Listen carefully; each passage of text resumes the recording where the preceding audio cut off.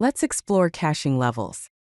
We will be looking at browser caching, content delivery network caching, reverse proxy caching, and application caching. First, let's dive into browser caching, also known as client-side storage. Browser caching involves storing website data directly within a user's browser to speed up page loading times and reduce server load. It leverages features like HTTP cache headers, local storage, session storage, and service worker cache. Now let's discuss HTTP cache headers, a crucial aspect of browser cache control. These headers are directives sent by the server to the browser, dictating how the browser should cache a particular resource. For example, the cache control header with max age equals 3600 tells the browser to cache the resource for 1 hour. E-tag is an identifier for a specific version of a resource. Last modified indicates the date and time the resource was last changed.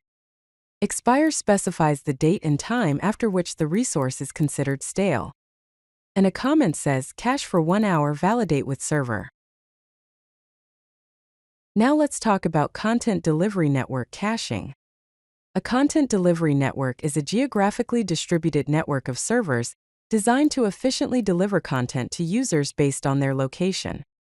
CDNs use global edge locations, static asset caching, and geographic distribution to achieve this.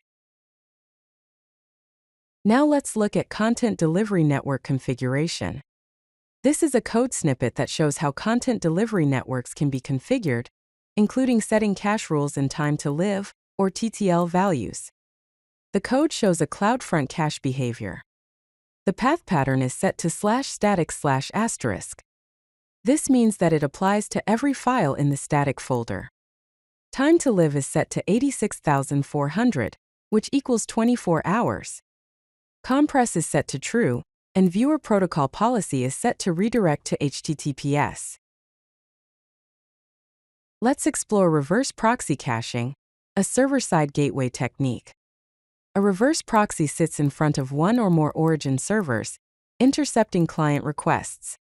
Reverse proxies are used to implement Nginx proxy cache, Varnish cache, and load balancer cache. Let's explore application-level caching, focusing on in-memory and database caching strategies. Application-level caching involves storing data within the application's environment. Common technologies used are Redis cache, Memcached, and database query cache. Now let's look at an example of application implementation. This code snippet demonstrates how to implement Redis caching within an application. First, import Redis. Then, connect to Redis with host equals localhost and port equals 6379. This code caches user data by first checking if the requested user ID is stored in the cache. If it is, the data is returned from the cache. If it is not, the user data is requested from the database, added to the cache with an expiration time of 3600 seconds or 1 hour, and then returned. If you like this video, hit that like button and don't forget to subscribe. Visit CodeLucky.com for more such useful content.